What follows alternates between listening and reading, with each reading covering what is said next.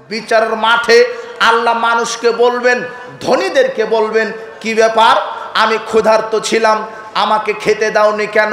আমি অসুস্থ ছিলাম, আমাকে চিকিৎসা করাওনি কেন? তখন আপনি বলবেন, আল্লাহ আপনি কি তামাশা করছেন? আপনার কি ক্ষুধা লাগে? আপনি কি অসুস্থ হন? তখন আল্লাহ বলবেন, তোমার কি স্মরণ নাই?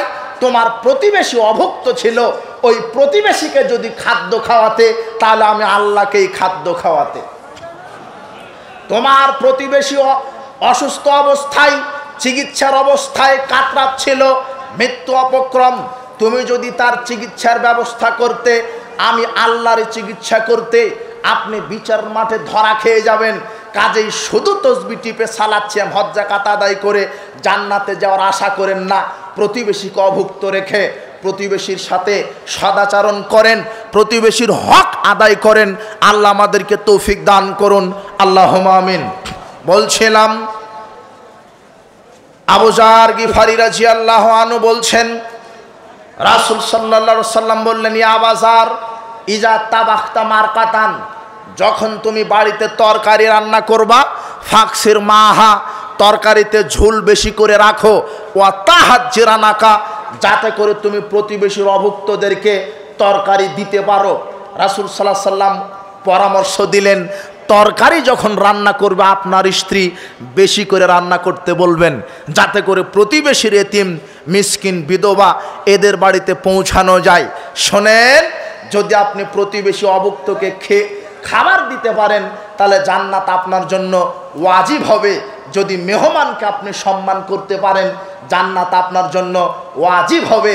আবু তালহা রাদিয়াল্লাহু আনহু বলছেন, রাসূল সাল্লাল্লাহু আলাইহি সাল্লাম মসজিদে নববীতে বসে আছেন, এক আগন্তুক এসে বলছেন যে, আল্লাহর নবী, আমি ক্ষুধার্ত, আমাকে খেতে দেন।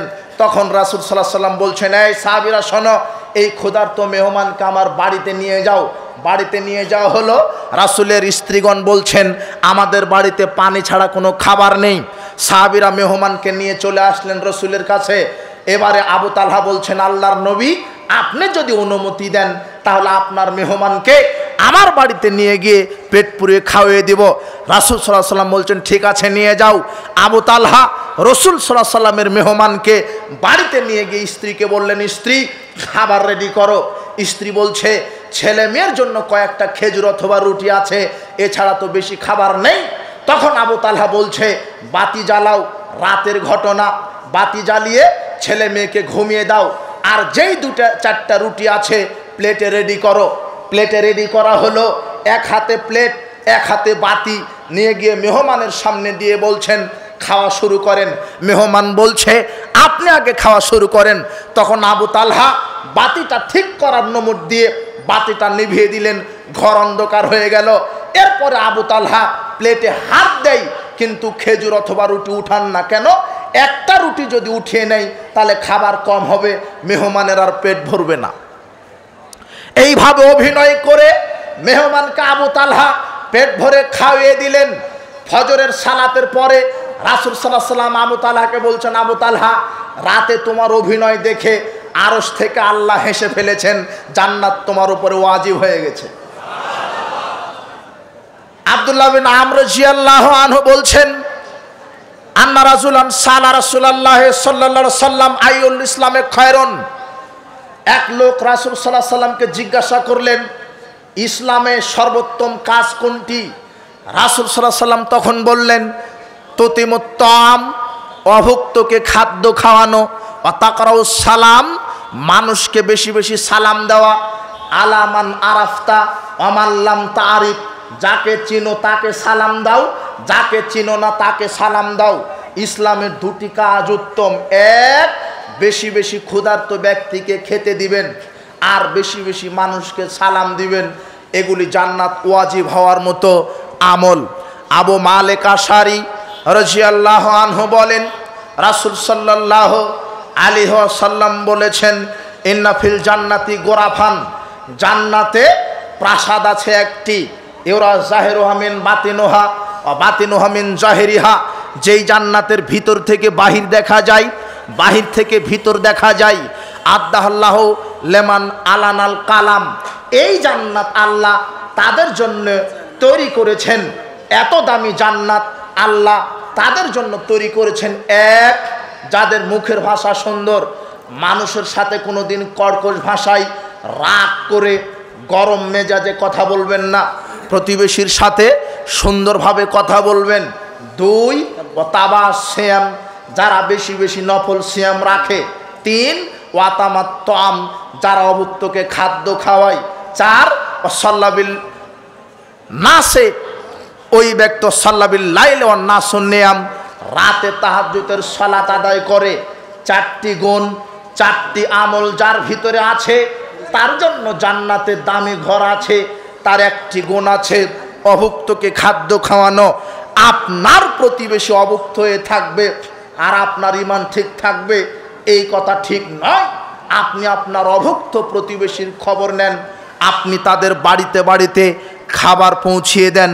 এটাই মুমিনের চরিত্র হওয়া উচিত। আল্লাহ তুমি আমাদেরকে কবুল করো, আল্লাহুম্মা আমিন।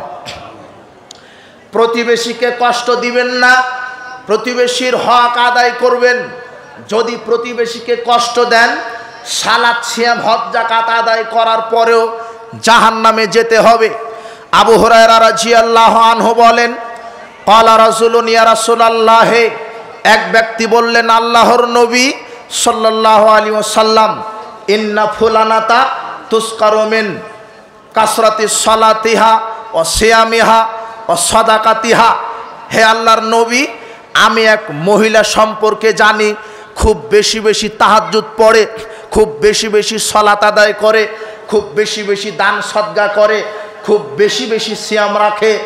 আন্নাহা গায়রা আন্নাহা তুজি লিসানিহা বি লিসানিহা জেরানাহা, তবে মহিলাটি জিহ্বার মাধ্যমে প্রতিবেশীকে কষ্ট দেয়, প্রতিবেশীকে গালি দেয়। রাসূল সাল্লাল্লাহু আলাইহি ওয়াসাল্লাম বলছেন, হিয়া ফিন নার, ওই মহিলাটি জাহান্নামে।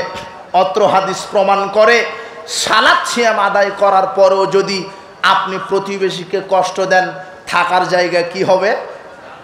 জাহান্নাম। প্রতিবেশীকে কষ্ট দিবেন না। আপনার প্রতিবেশী অনাথ, অনাথিনী, গরিব, অসহায়, জমি জায়গা নেই, আপনার জমির ওপর দিয়ে গাড়িটা নিয়ে যায়, আপনি নিষেধ করলেন আমার জমির ওপর দিয়ে যেন তুমি না হাঁটো, আপনি অহংকার দেখালেন, বিচার আপনার আল্লাহ করবেন। আপনি রাস্তাতে বেড়া দিলেন মানে আপনি কি ক্ষমতা দেখাতে চাচ্ছেন?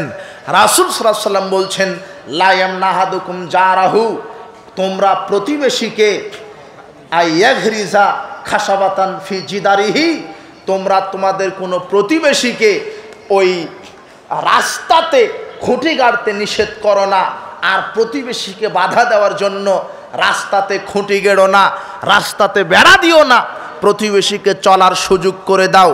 ওর রাস্তা নাই বলেই তো আপনার রাস্তা দিয়ে যাচ্ছে, অথচ রাস্তা হচ্ছে আল্লাহর, আপনাকে কয়েকদিনের জন্য এজারা দিয়েছে মাত্র। আপনি বলছেন এগুলি আমার সম্পদ। আমরা যখন আপনার বাড়িতে যাই তখন আপনিই বলেন, হুজুর এই যে দেখেন 10 একর জমি, এটা আমারই জমি, আমার বাপদাদার প্রত্যেক সূত্রে পেয়েছি, অথচ আজকে আছে আপনার। আপনি মারা যাওয়ার সাথে সাথে কাপড়ের কাপড় ছাড়া কিছু নিয়ে যেতে পারবেন না। এই তো হলো আপনার ক্ষমতা।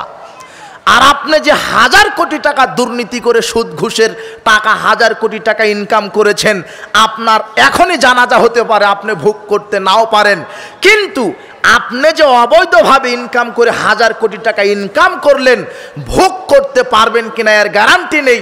তবে অবৈধ ইনকাম করার কারণে জাহান্নামের আগুনে পুড়ে ছাই হতে হবে, এর গ্যারান্টি ঠিকই আছে। কাজেই প্রতিবেশী বা কোনো ক্ষমতার অপব্যবহার করবেন না। মানুষকে মূল্যায়ন করেন, ও মুচি হোক ও মেথর হোক, যার নাম মানুষ, তার সাথে ভালো আচরণ করেন। প্রতিবেশীর ব্যাপার তো আল্লাহ সুবহানাহু ওয়া তাআলা বেশি জোর দিয়েছেন। আয়েশা রাদিয়াল্লাহু তাআলা আনহা বলছেন, রাসূল সাল্লাল্লাহু আলাইহি ওয়াসাল্লাম বলছেন, মায়ুসিনি বিল জারে জিবরাইল, জিবরাইল প্রতিনিয়ত আমার কাছে এসে উপদেশ দেয়, প্রতিবেশীর খেয়াল রাখেন, প্রতিবেশীর খবর রাখেন। জিবরাইল এসেছে, চলে গেছে, আবার একটু পরে এসেছে, বারবার দিনে যে কতবার আসে, এসে বলে, মুহাম্মদ আপনি প্রতিবেশীর সাল্লাল্লাহু আলাইহি সাল্লাম প্রতিবেশীর খবর নেন, হাত্তা জানান্তু সাইওয়ারিসুহু, অবশেষে আমার ধারণা হলো কি ব্যাপার, প্রতিবেশীকে কি আমার উত্তরাধিকারী করে দিবে নাকি? তার মানে প্রতিবেশী কতটা গুরুত্বপূর্ণ মানুষের জন্য। সাদ বিন আবি ওয়াক্কাস রাদিয়াল্লাহু আনহু বলছেন, রাসূল সাল্লাল্লাহু আলাইহি ওয়াসাল্লাম বলেছেন, মানুষের জন্য সৌভাগ্যের প্রতীক হচ্ছে চারটি।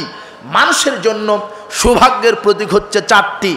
এক, আল মারাতুস সলেহা, সতী সাধ্বী সৎ চরিত্রশীলা স্ত্রী, যার স্ত্রী ভালো তার জীবন সুখময়। দুই, আল জারুস সলে, সুন্দর সৎ প্রতিবেশী। তিন, মারকাবুল হানি, প্রশস্ত গাড়ি, সুন্দর গাড়ি। মাসকানুল ওয়াসি, প্রশস্ত বাড়ি। শোনেন, রাসূল সাল্লাল্লাহু আলাইহি ওয়াসাল্লাম বলছেন সৌভাগ্যের প্রতীক চারটি। এক, ভালো সৎ সতী সাধ্বী স্ত্রী। দুই, সৎ প্রতিবেশী। তিন, ভালো গাড়ি। চার, প্রশস্ত বাড়ি। এর মধ্যে একটা মুহাম্মদ সাল্লাল্লাহু আলাইহি ওয়াসাল্লাম বলেছেন, আপনি সৌভাগ্যবান হবেন তখন যখন আপনার প্রতিবেশী ভালো হবে, না হলে যে কোনো সময় জীবন নাশকের ভয় থাকবে, আপনার ক্ষতি করার চেষ্টা করবে। এমন প্রতিবেশী থেকে বেঁচে থাকেন। যারা এখানে আছেন প্রায় কারো প্রতিবেশী আপনি কোনো প্রতিবেশীর জন্য ত্রাসের সৃষ্টি হন, আল্লাহ এটা চান না। আপনার অনিষ্টতা থেকে যেন প্রতিবেশী নিরাপদে থাকে। আল্লাহ আপনাকে সঠিক ইমানদার হিসেবে কবুল করুন, আল্লাহুম্মা আমিন। আবু হুরায়রা রাদিয়াল্লাহু আনহু বলেন, রাসূল সাল্লাল্লাহু আলাইহি ওয়াসাল্লাম একদা বললেন, মান আখাযা আন্নি হাওলাইল কালিমাত, কে আছে আমার নিকট থেকে কয়েকটা বাক্য শিখে নেবে। আবু হুরায়রা রাদিয়াল্লাহু আনহু বললেন, আল্লাহর নবী, কুলতু আনা, আমি আছি। এই কথা বলার সাথে সাথে ফাখাযা বিয়াদি ফাদ্দা খামসান, আবু হুরায়রা রাদিয়াল্লাহু আনহু বলছেন, রাসূল সাল্লাল্লাহু আলাইহি ওয়াসাল্লাম আমার হাত চেপে ধরে পাঁচটি জিনিস আমাকে শিখিয়ে দিলেন।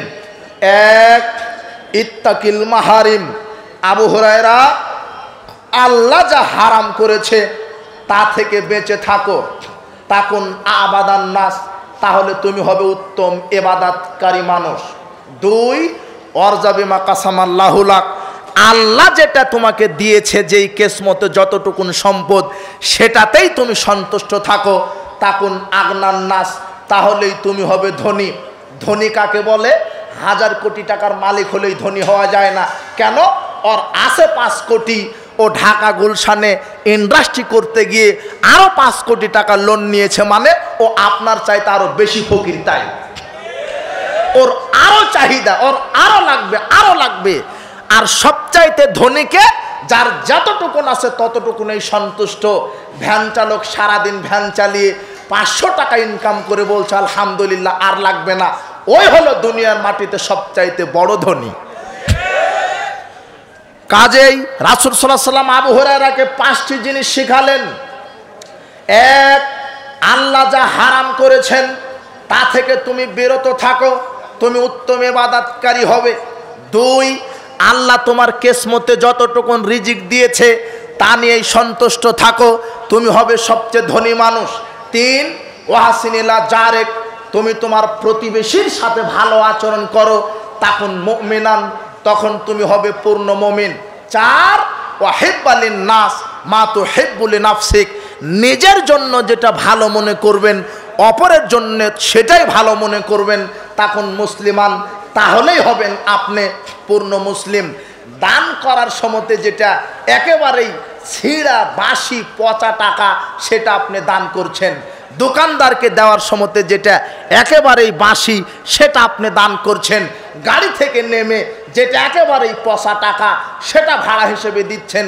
অথচ আপনি পছন্দ করেন নিজের জন্য নতুন টাকা, নিজের জন্য যেটা পছন্দ করেন মুসলিম ভাইয়ের জন্য সেটাই পছন্দ করতে হবে, তাহলেই কেবলমাত্র আপনি হবেন পরিপূর্ণ মুসলিম। আপনি মানুষকে দেওয়ার সময়তে দিচ্ছেন বাসি, আর নিজে ভালোটা চাচ্ছেন, আপনার ভিতরে সংকীর্ণতা আছে, আপনি পরিপূর্ণ মুসলিম হতে পারেননি।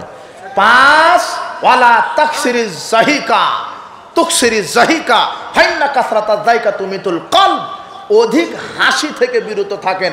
আপনি হাসেন, আপনার মেয়ে হাসে, আপনার ছেলে হাসে, সবাই এখন আমোদ প্রমোদে ব্যস্ত, মোবাইলে টিভিতে কি দেখে আর হাসে খিলখিল করে। অথচ যদি আল্লাহকে আপনি চিনতেন, কবর কি জিনিস, বিচারের মাঠ কি জিনিস, জাহান্নাম কি জিনিস যদি আপনার জানা থাকতো তাহলে আপনি হাসাহাসি বাদ দিয়ে কান্নাকাটিতে ব্যস্ত হতেন। কিন্তু আপনার ঈমান অতটুকুন হয়নি যে কবর কি জিনিস, জাহান্নাম কি জিনিস, আল্লাহ কাকে বলে আপনি ঈমান বুঝতে পারেননি। তাই তো আপনি খিলখিল খুলে গাদার মতো হাসেন। আপনি বেশি হাসা পরিত্যাগ করেন। বেশি হাসলে অন্তর মারা যায়, বেশি হাসলে ইবাদতে ঘাটতি হয়, বেশি হাসলে পরকাল ভুলে যাওয়া লাগে, বেশি আমোদ প্রমোদে থাকলে আল্লাহকে ভুলে যেতে হয়। কাজেই বেশি আমোদ প্রমোদে ব্যস্ত থাকিয়েন না, ফুট করে ঠুস করে আত্মা বের হয়ে যাবে, তখন আপনার বাপ আপনার আত্মাকে ঠেকাতে পারবে না। মনে রাখবেন, পাপ কারো বাপ নয়, পাপ কাউকে ছাড় দেয় না। বর্তমানে সবচাইতে যুব সমাজ, যুবতী সমাজ ধ্বংসের মূল ফাংশন হলো ওই জঘন্য ল্যাংটা মোবাইল ফাংশন। এই মোবাইলের এই জেনাদা বিচার পরকীয়া যুবকদেরকে ধ্বংস করে দিচ্ছে। উলঙ্গ নারী সমাজের পুরুষদের ঈমানকে নষ্ট করে দিচ্ছে। যুবক, তুমি জাহেলিয়াত চর্চা করতে গিয়ে তুমি মুসলিম, তোমার এই ঈমানি তেজকে ইহুদি খ্রিস্টান নষ্ট করে দিয়েছে।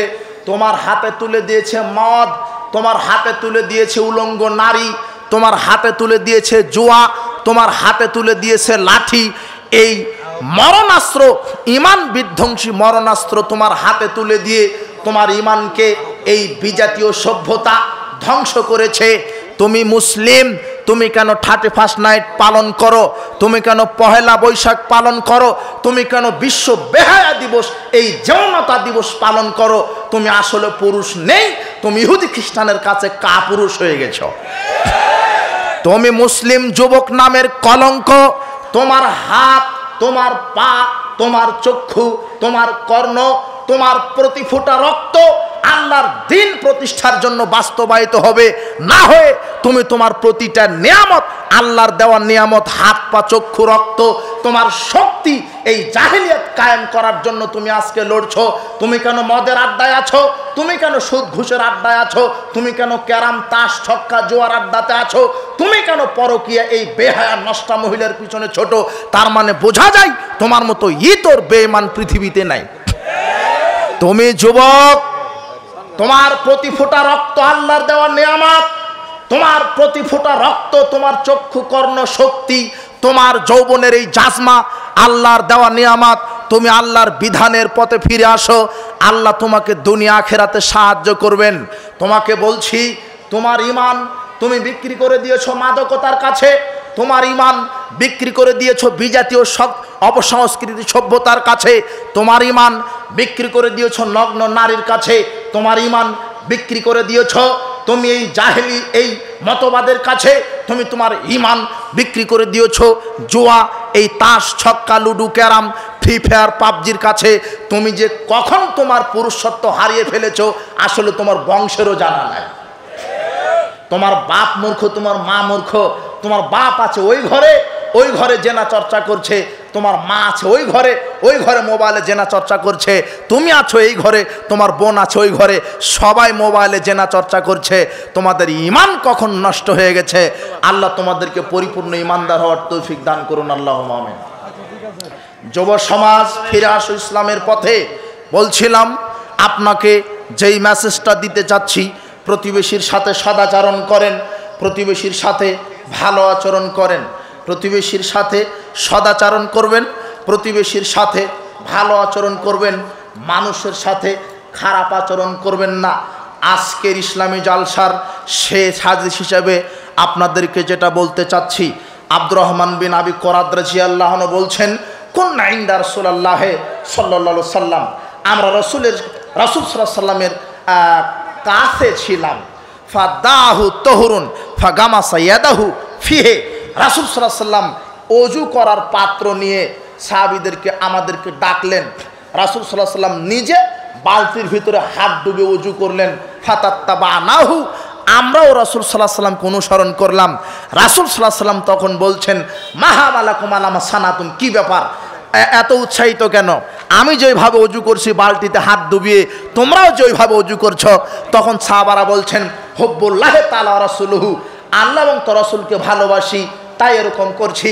রাসূল সাল্লাল্লাহু আলাইহি ওয়াসাল্লাম তখন বললেন ফাইনা হাবাবতুম, যদি তোমরা আইহাব্বাকুমুল্লাহু আযজা ওয়া জাল্লা রাসূলুহু, তোমরা যদি আল্লাহ এবং তো রাসূলকে ভালোবাসতেই চাও, আর আল্লাহ এবং রাসূল তোমাদেরকে ভালোবাসুক এটা যদি চাও, তাহলে কি করো? আদ্দু ইযা আতুমিনতুম, আমানতের রক্ষা করো, আমানতের রক্ষা করো, দুর্নীতি করো না, খেয়ানত করো না। আজকে গোটা রাষ্ট্র ব্যবস্থা দুর্নীতিগ্রস্ত হয়ে যাচ্ছে। এই দাগা দাগা দুর্নীতিবাজ এই রাষ্ট্রীয় মোড়ল হয়ে হাজার হাজার কোটি টাকা দুর্নীতি করে এরা বাংলাদেশকে পঙ্গু করে দিয়েছে। রাসূল সাল্লাল্লাহু আলাইহি ওয়াসাল্লাম বলছেন দুর্নীতি আত্মসাৎ করো না, আমানতের রক্ষা করো। এক, যদি আল্লাহ এবং তোর রসুলকে ভালোবাসতে চাও, এক, দুর্নীতি করো না, আত্মসাৎ করো না। দুই, ওয়াহসিনু জিওরামান জাওয়ারাকুম, প্রতিবেশীর সাথে তোমরা ভালো আচরণ করো। তিন, ওয়াসদুকু ইযা হাদ্দাসতুম, কথা বললে সত্য বলো। উপস্থিত মুসলিম দিনী ভাই, আপনাদেরকে বলছি, আপনারা যদি আল্লাহর ভালোবাসা পেতে চান, রসুলের ভালোবাসা পেতে চান, আর আল্লাহ এবং তোর রসুল সাল্লাল্লাহু আলাইহি সাল্লাম যদি আপনাকে ভালোবাসেন, তাহলে জান্নাত ওয়াজিব হবে। আর আপনি জান্নাত যেতে পারবেন, আল্লাহর ভালোবাসা পাবেন, রাসূল সাল্লাল্লাহু আলাইহি সাল্লামের ভালোবাসা পাবেন তখনই যখন আপনি প্রতিবেশীর খেদমত করবেন, প্রতিবেশীর হক আদায় করবেন।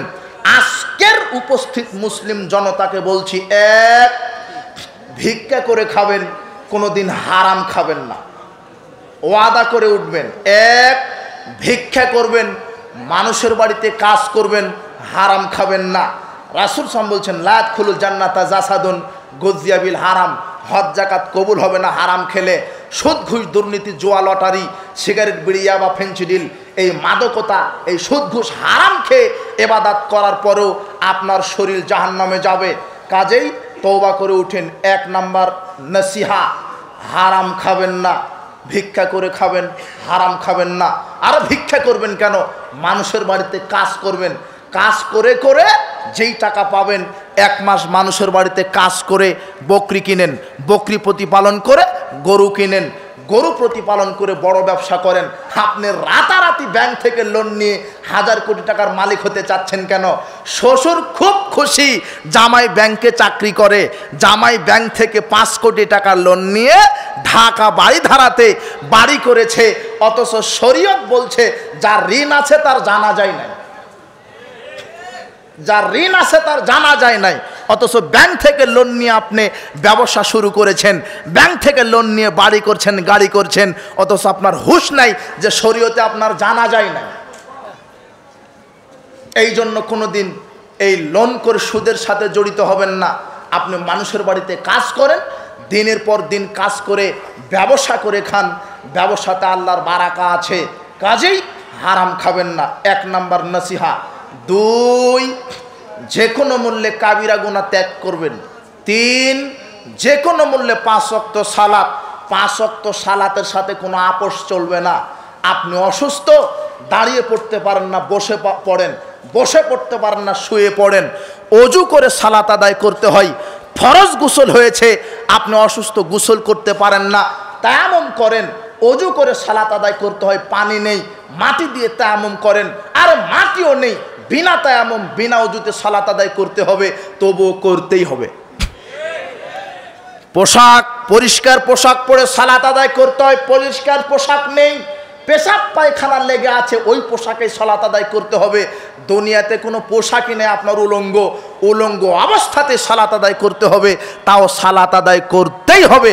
বিশ্বাস করেন, MBBS পাস না করলে যেমন ডাক্তার হওয়া যায় না, মাস্টারি পাস না করলে মাস্টার হওয়া যায় না, ডাক্তারি পাস না করলে ডাক্তার হওয়া যায় না, ড্রাইভিং লাইসেন্স না থাকলে যেমন ড্রাইভার হওয়া যায় না, তেমনি সালাত আদায় না করলে মুসলিম হওয়া যায় না।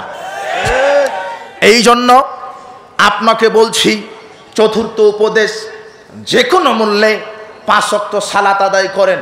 5, যে কোনো মূল্যে যার নাম মানুষ তার সাথে ভালো আচরণ করেন, বিশেষ করে প্রতিবেশীর সাথে।